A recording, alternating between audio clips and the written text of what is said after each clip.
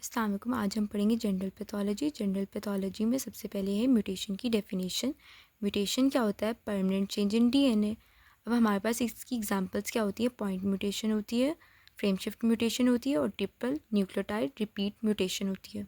Point mutation में क्या होता है? हमारे पास सिंगल न्यूक्लियोटाइड जो है वो रिप्लेस हो जाता है। जो हीमोग्लोबिन ए था उसमें म्यूटेशन होती है बीटा ग्लोबुलिन की और वो कन्वर्ट हो जाता है इनटू हीमोग्लोबिन एस और क्या प्रोड्यूस करवाते हैं? Sickle cell anaemia. ये कौन सी म्यूटेशन है? मिस सेंस म्यूटेशन है, यानी वो कोड ही किसी और को कर रहा है तो इसलिए उसको कहा है missense mutation. Non sense mutation में क्या होती है कि एमआरएनए ट्रांसलेशन फेल हो जाती है, प्रोटीन सिंथेसाइज ही नहीं होती। इसमें प्रोटीन सिंथेसाइज हुई है, एबनॉर्मल हुई है, हीमोग्लोबिन एस बना दिए और इसको क्या है? Missense mutation. और इसमें क्या हो रही है? प्रोटीन सिंथेसाइज ही नहीं हो रही, इसको कहते हैं non sense mutation. Frame shift mutation में क्या होती है? इंसर्शन और डिलीशन होती है। मेंडेलियन डिसऑर्डर क्या होता है? सिंगल जीन डिफेक्ट को मेंडेलियन डिसऑर्डर कहते हैं। इसका पैटर्न ऑफ इनहेरिटेंस क्या होता है? ऑटोसोमल डोमिनेंट, ऑटोसोमल रिसेसिव और एक्स लिंक्ड रिसेसिव होता है। ऑटोसोमल डोमिनेंट और ऑटोसोमल रिसेसिव में क्या डिफरेंस है? इसका लेट ऑनसेट होता है, इसका अर्ली ऑनसेट होता है। अब इसमें जो होता है ना, वन पेरेंट अफेक्टेड होता है और जो वन होता है वो अनअफेक्टेड होता है। इसमें जो दोनों होते हैं वो कैरियर होते हैं। ये कब एक्सप्रेस होता है? जब होमोजाइगस स्टेट होता है, यानी जो दोनों हैं वो क्या होंगे? होमोजाइगस होंगे, तब ये एक्सप्रेस होगा। और जो ऑटोसोमल डोमिनेंट है वो कब एक्सप्रेस होगा? जब हेट्रोजाइगस स्टेट होगी, जैसे ऐसी होगी स्टेट, तब क्या होगा? ये एक्सप्रेस होगा। ये जो दोनों हैं ये मेल और फीमेल दोनों को इक्वली जो है वो अफेक्ट करता है। इसमें अगर एक भी जीन अफेक्टेड है तो ये हम एक्सप्रेस होगा। इसमें जब दोनों जीन अफेक्टेड होंगी तब ये एक्सप्रेस होगा।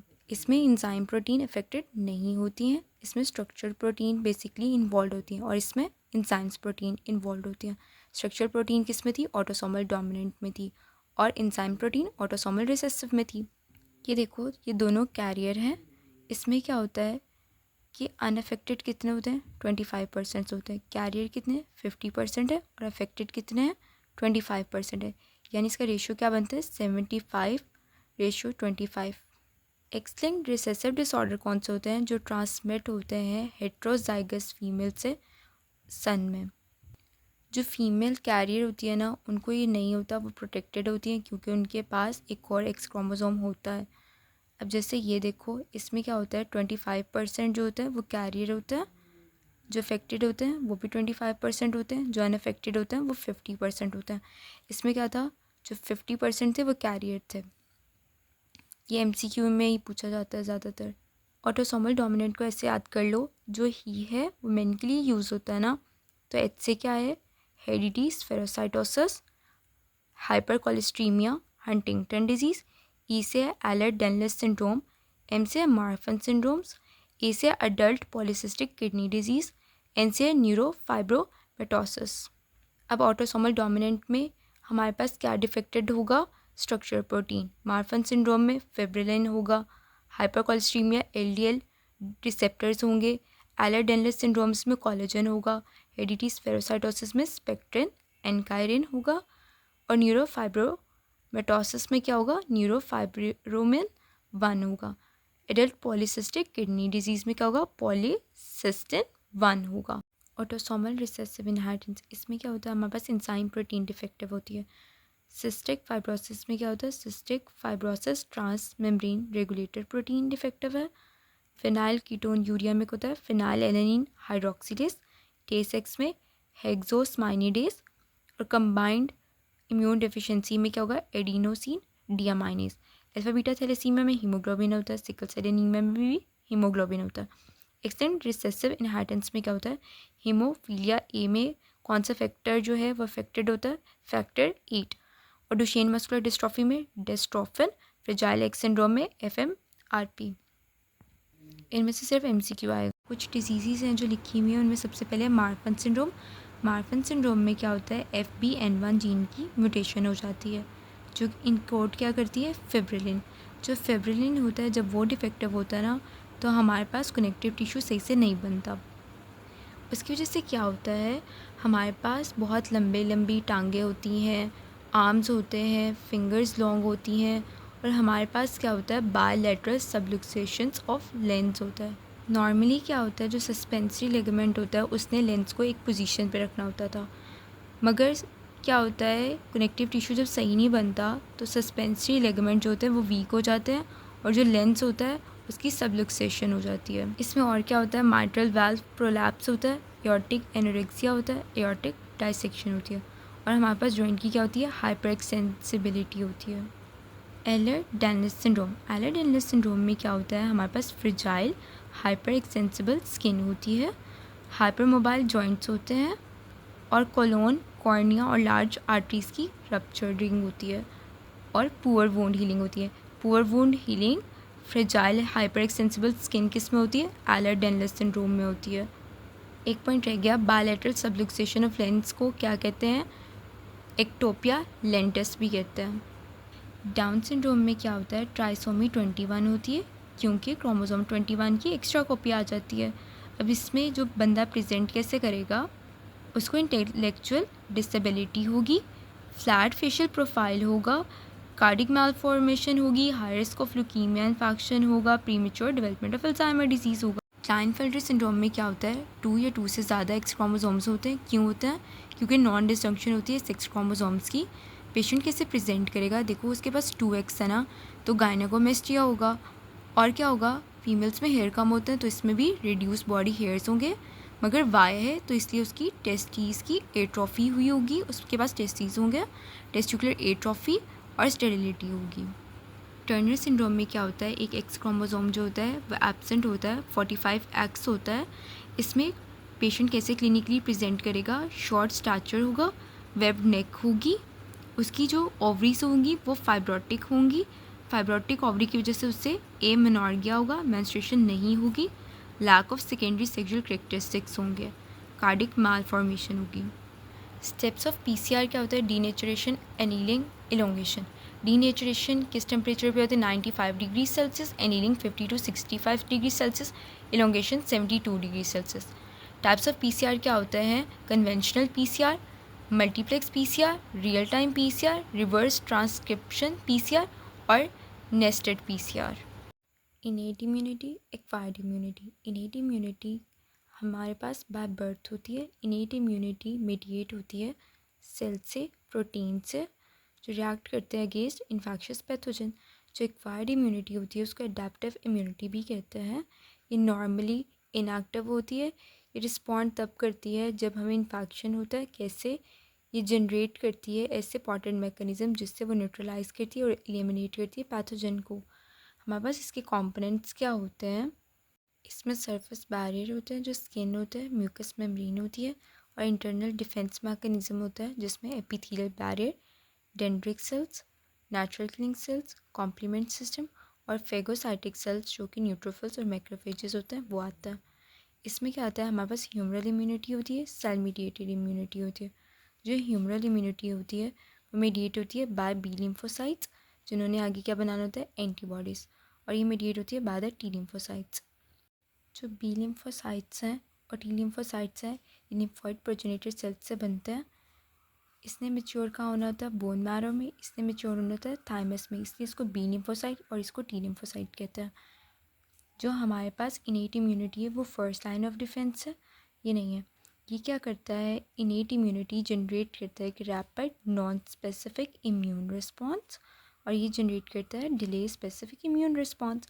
अब इसमें तो कोई भी मेमोरी सेल्स नहीं बन रहे थे, इसमें मेमोरी सेल्स बनेंगे जो कि हमारे पास बी सेल्स बनाएंगे। जैसे इधर देखो, एंटीजन एक्सपोजर हुआ, लिम्फोब्लास्ट ने क्या बनाया, प्लाज्मा सेल्स बनाए, प्लाज्मा सेल्स से बने क्या बने, एंटीबॉडीज़ बने, उन्होंने कॉम्प्लीमेंट कैस्केड को शुरू कर दिया, और क्लोनल बी सेल्स बने जिन्होंने मेमोरी बी सेल्स बनाए। नेचुरल किलिंग सेल्स क्या होता है, उन्होंने डायरेक्ट किलिंग करवानी होती है इन्फेक्शन की और कैंसर सेल्स की। जो हमारे पास वाइट ब्लड सेल्स होते हैं वो ग्रैनुलोसाइट भी हो सकते हैं, ए ग्रैनुलोसाइट भी हो सकते हैं। जो ग्रैनुलोसाइट्स होते हैं वो कौन से होते हैं, न्यूट्रोफिल्स, एसिनोफिल्स और बेसोफिल्स होते हैं। ए ग्रैनुलोसाइट क्या होते हैं, मोनोसाइट्स और लिम्फोसाइट्स होते हैं। जो न्यूट्रोफिल्स होते हैं वो बहुत ज़्यादा अबंडेंट होते हैं, फर्स्ट डिफेंडर होता है। जब भी इन्फेक्शन होता है सबसे पहले एक्टिवेट कौन सा होता है, न्यूट्रोफिल सेल्स एक्टिवेट होता है। ये इंक्रीज़ किस में होते हैं? बैक्टीरियल और फंगल इन्फेक्शन में इंक्रीज़ होता है। जो इसिनोफिल सेल्स होते हैं वो पैरासाइटिक इन्फेक्शन में और एलर्जिक रिएक्शन में इंक्रीज़ होता है। बेसोफिल सेल्स एलर्जिक रिएक्शन में इंक्रीज़ होता है। जो मोनोसाइट्स होते हैं वो जो टिश्यू में आते हैं तो टिश्यू मैक्रोफेजेस बन जाते हैं। ये रिमूव करते हैं डेड सेल डिप्रेस को। जिन लिम्फोसाइट के सरफेस पे CD4 होता है वो हेल्पर टी सेल्स होते हैं और जिनके ऊपर CD8 होता है वो साइटोटॉक्सिन टी सेल्स होते हैं। इसने क्या करना होता है? हेल्प करना होता है फाइट अगेंस्ट द वायरस और बनाने होते हैं एंटीबॉडीज़। बैक्टीरियल इन्फेक्शन में क्या था? न्यूट्रोफिल ज़्यादा हो रहे थे, पैरासाइट्स में एसिनोफिल ज़्यादा हो रहे थे, वायरस में लिम्फोसाइट ज़्यादा हो रहे थे। जब बॉडी में फॉरेन एंटीजन आता है तो बी लिम्फोसाइट के साथ बाइंड करता है। ये क्या बनाते हैं? प्लाज्मा सेल्स और एंटीबॉडीज़ बनते हैं। जो टी सेल्स होते हैं वो हेल्पर टी सेल्स होते हैं, साइटोटॉक्सिन टी सेल्स होते हैं, रेगुलेटरी टी सेल्स होते हैं। जो रेगुलेटरी टी सेल्स होते हैं एक्सप्रेस करते हैं हमारे पास इम्यून रिस्पॉन्स को। जो साइटोटॉक्सिन टी सेल्स होते हैं उन्होंने क्या करवानी होती थी? डायरेक्ट किलिंग करवानी होती थी इन्फेक्शियस सेल्स की। जो हेल्पर टी सेल्स होते थे उन्होंने क्या करवाना होता था? साइटोटॉक्सिन्स को रिलीज़ करवाना होता था, जिन्होंने एक्टिवेट करने होते थे मैक्रोफेजेस को और बी और टी लिम्फोसाइट्स को और इन्फ्लेमेशन कॉज करवानी होती थी। इनकी क्या नेचुरल किलिंग सेल्स है? किस में थे? इनेट इम्यूनिटी में थे। इसके दो तरह के रिसेप्टर्स होते हैं, इनहिबिटरी रिसेप्टर्स होते हैं, एक्टिवेटिंग रिसेप्टर्स होते हैं। जो इनहिबिटरी रिसेप्टर्स थे वो रिकॉग्नाइज करते हैं MHC1 को, जो कि हेल्थी सेल्स पे प्रेजेंट होता है। नॉर्मली जो इनहिबिटरी रिसेप्टर्स होते हैं वो डोमिनेट होते हैं ताकि प्रिवेंट कर सके killing of normal host cells. जो एक्टिवेटिंग रिसेप्टर्स होते हैं वो रिकॉग्नाइज करते हैं मॉलिक्यूल्स को जो एक्सप्रेस होते हैं at high level of stressed और इन्फेक्टेड सेल्स। हमारे पास infection specially in viral infection में स्ट्रेस ज़्यादा हो जाता है, MHC1 जो है वो कम हो जाता है। हमारे पास नेचुरल किलिंग सेल फिर क्या हो जाएंगे? एक्टिवेट हो जाएंगे। वो क्या करेंगे? हमारे पास नेचुरली किल करके एलिमिनेट करवा देंगे इन्फेक्शन को और हमारे पास साइटोटॉक्सिन इंटरफेरोन गैमा रिलीज़ करेंगे जो कि अर्ली डिफेंस प्रोवाइड करेगा। जो MHC मॉलिक्यूल क्या होते हैं? ये हमारे पास डिस्प्ले कराते हैं पेप्टाइड एंटीजन को ताकि जो CD4 और CD8 लिम्फोसाइट्स हैं वो इसको रिकॉग्नाइज कर सके। अगर इसके अंदर जेनेटिक वेरिएशन आती है तो हमारे पास ग्राफ्ट रिजेक्शन हो जाती है और ऑटोइम्यून डिजीज़ होती है। जो MHC है इसको हैला भी कहते हैं, ह्यूमन ल्यूकोसाइट एंटीजन। इसकी 2 क्लासेस होती हैं, क्लास 1, क्लास 2। जो क्लास 1 है वो सारे न्यूक्लिएटेड सेल्स पे होती है। जो क्लास 2 है वो सिर्फ हमारे कुछ सेल्स पे होती है, जैसे डेंड्रिटिक सेल्स, मैक्रोफेजेस और बी सेल्स पे होती है। जो क्लास 1 है ये इनकोडेड होती है बाय हैला A, B और C। जो 2 है वो D, DP, DQ और DR। इसने डिस्प्ले करना होता है एंटीजन को 2CD8 और ये डिस्प्ले करता है 2CD4।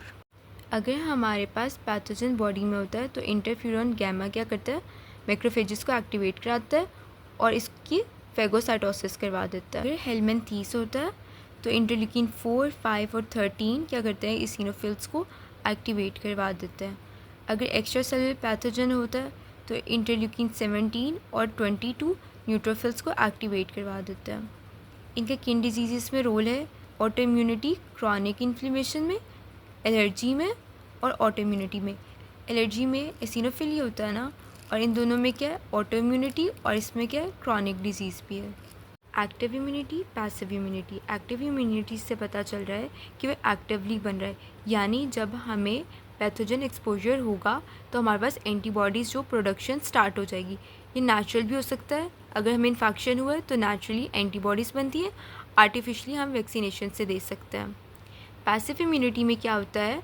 पर्सन को हम एंटीबॉडीज़ देते हैं, उससे नेचुरली होता है उसको मैटरनल एंटीबॉडीज़ मिलती है। कौन सी वाली एंटीबॉडीज़ होती है? IgA। और आर्टिफिशियली मिलती है कौन सी? Monoclonal antibodies. अब टाइप्स ऑफ एंटीबॉडीज़ जिसको इम्यूनोग्लोबुलिन्स भी कहते हैं। जो IgG और IgM होता है इसको फिक्सेस कॉम्प्लीमेंट भी कहते हैं क्योंकि ये एक्टिवेट कराता है कॉम्प्लीमेंट सिस्टम को। जो IgG होती है ये मोनोमर्स होती है, ये क्रॉस कर सकती है प्लेसेंटा को और ये ऑप्सनाइज करती है माइक्रोब्स को। जो IgM होती है ये फर्स्ट प्रोड्यूस होती है जब भी कोई इन्फेक्शन होता है तो सबसे पहले कौन सी प्रोड्यूस होती है? IgM होती है। ये क्या प्रोवाइड करती है, ह्यूमरल इम्यूनिटी प्रोवाइड करती है। जो IgA होता है ये पार्ट होती है इनेट इम्यूनिटी की। ये सारे ट्रैक्ट्स को जो है ये लाइन करती है, जैसे हमारे पास स्लाइवरी हो गया, ये स्क्रीट होती है सारी स्क्रीशंस में। ये फाउंड होती है in breast milk, saliva, tears और म्यूकस में। जो IgE होती है ये इन्वॉल्व होती है डिफेंस अगेंस्ट हेलमिंथीस। ये फाउंड होता है बेसोफिल और मास्ट सेल्स पे। ये इनहिबिट करता है हमारे पास इन्फ्लेमेटरी और एलर्जिक रिएक्शन को। जो IgD है वो फाउंड होता है on the surface of B cells. First time exposure हुआ एलर्जेंस का, उन्होंने क्या किया, आके बी सेल्स को एक्टिवेट करवाया। बी सेल्स ने प्लाज्मा सेल्स से एंटीबॉडीज़ बनाए क्योंकि एलर्जेंस थे, IgE बने। जो IgE एंटीबॉडीज़ थे वो मास्ट सेल और बेसोफिल सेल्स के साथ जाके अटैच हो गए। जब सेकेंड एक्सपोजर हुआ तो मास्ट सेल्स और बेसोफिल सेल्स जो थे उन्होंने रिलीज़ किए मीडिएटर्स। हाइपर सेंसिटिविटी क्या होता है, जब अपना ही इम्यून सिस्टम अपने ही सेल को जो है वो डैमेज करना शुरू हो जाए, उसको कहते हैं हाइपर सेंसिटिविटी। और जो डिज़ीज़ होती है उसको कहते हैं हाइपर सेंसिटिविटी डिज़ीज़। इसकी कॉजेज़ क्या होती हैं, ऑटो इम्यूनिटी, यानी जो हमारे अपने ही एंटीबॉडीज़ हैं वो हमारे अपने ही एंटीजन्स के साथ रिएक्ट कर रहे हैं और हमारी बॉडी को डैमेज कर रहे हैं। या रिएक्शन अगेंस्ट माइक्रोब्स, क्योंकि रिएक्शन जो है वो बहुत ज़्यादा एक्सेसिव हो रहा है, इस वजह से भी हो सकता है। रिएक्शन अगेंस्ट इन्वायरमेंटल एंटीजन, जो non infectious typically harmless antigens होते हैं, जो कुछ लोग होते हैं उसके एक्सपोजर जब होता है तो वो रिएक्ट करते हैं। अब हाइपर सेंसिटिविटी की क्लासिफिकेशन, सबसे पहली type immediate type 1 hyper sensitivity. इसमें क्या होता है, जो IgE की प्रोडक्शन होती है वो क्या करता है, इमीडिएट रिलीज़ कराता है वैज़ोएक्टिव अमाइंस की। और जो हमारे पास मास्ट सेल्स होता है वो भी अदर मीडिएटर्स को क्या करवाता है, रिलीज़ करवाता है। ये किस वाली डिसऑर्डर्स में होता है, ये एनाफाइलेक्सिस में भी ब्रोंकोस्पाज्म हो रहा है ना, तो एस्थमा में भी ब्रोंकोस्पाज्म होता है, यानी इन दोनों में ब्रोंकोस्पाज्म हो रहा है। और IgE किन में रिलीज़ होता था, एलर्जिक रिएक्शन में रिलीज़ होता था। तो ये किस में होता है, एनाफाइलेक्सिस, एलर्जिक्स और ब्रोंकल स्पाज्म में होता है। टाइप 2 है एंटीबॉडी मीडिएटेड हाइपर सेंसिटिविटी। इसमें क्या होता है, हमारे पास IgG और IgM की प्रोडक्शन होती है। वो क्या हुआ, वो जाके बाइंड हो गया हमारे पास एंटीजेंस के साथ और कॉम्प्लीमेंट सिस्टम को एक्टिवेट करा दिया। और कॉम्प्लीमेंट सिस्टम को एक्टिवेट करवाने के बाद वो फेगोसाइटोस हो जाता है और उसकी लाइसिस हो जाती है। ये किस में होता है, ऑटो इम्यून हेमोलिटिक एनीमिया में और गुड पास्चर सिंड्रोम में। अब है type 3 immune complex mediated hyper sensitivity. इसमें क्या होती है, हमारे पास एंटीजन एंटीबॉडी कॉम्प्लेक्स जो है वो डिपॉजिट होना शुरू हो जाता है हमारे पास। फिर क्या होगा, एक्टिवेट हो जाएगा कॉम्प्लीमेंट सिस्टम और रिक्रूटमेंट होना शुरू हो जाएगी ल्यूकोसाइट्स की। ये किस डिजीज़ में होता है, ग्लोमेरुलोनेफ्राइटिस, सीरम सिकनेस। हमारे पास सेल मेडिएटेड टाइप 4 सेंसिटिविटी में क्या होता है, हमारे पास टी लिम्फोसाइट जो है वो एक्टिवेट हो जाता है। टी लिम्फोसाइट ने क्या रिलीज़ करवाना होता था, साइटोकाइंस, और इसने क्या करवानी थी, इन्फ्लेमेशन और मैक्रोफेजेस को एक्टिवेट करवाना होता था। ये किन में होती है, जो IS जिनके एंड पे आ रहे हैं ना उन डिजीज़ में, जैसे contact dermatitis, multiple sclerosis, tuberculosis और टाइप 1 डायबिटीज़ में। करना ट्रांसप्लांट रिजेक्शन।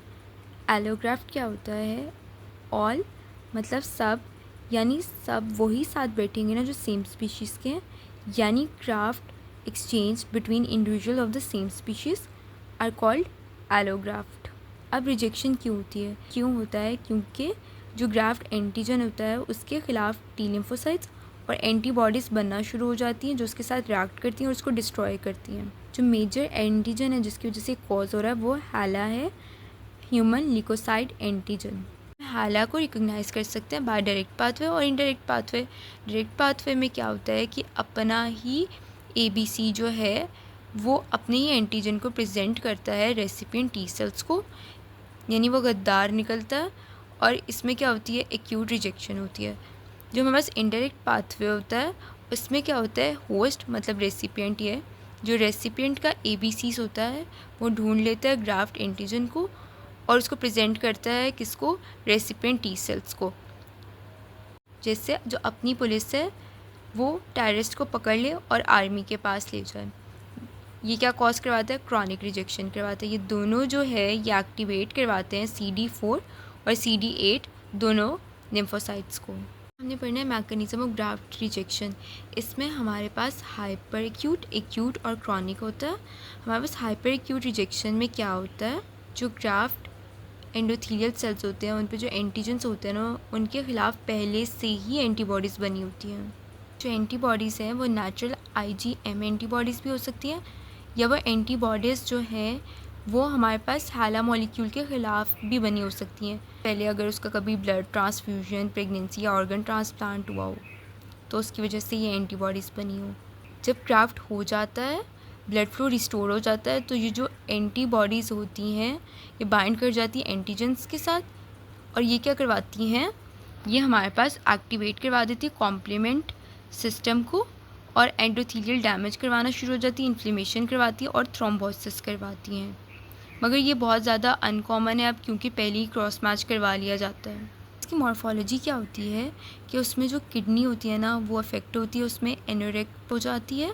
इसमें क्या हो रहा था, हमारे पास थ्रोम्बोसिस हो रहा था, यानी नैरोइंग हो जाएगी या ऑक्लूड हो जाएगा उसका ल्यूमेन।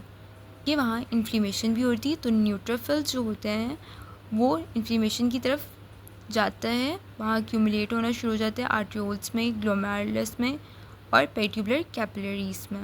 एक्यूट रिजेक्शन की होती है जो हमारे पास ग्राफ्ट में एलो एंटीजन्स होते हैं ना उनके ख़िलाफ़ टी सेल्स और एंटीबॉडीज़ जो होते हैं वो एक्टिवेट हो जाते हैं। इसकी वजह से क्या होती है, अर्ली ग्राफ्ट फेलियर होता है।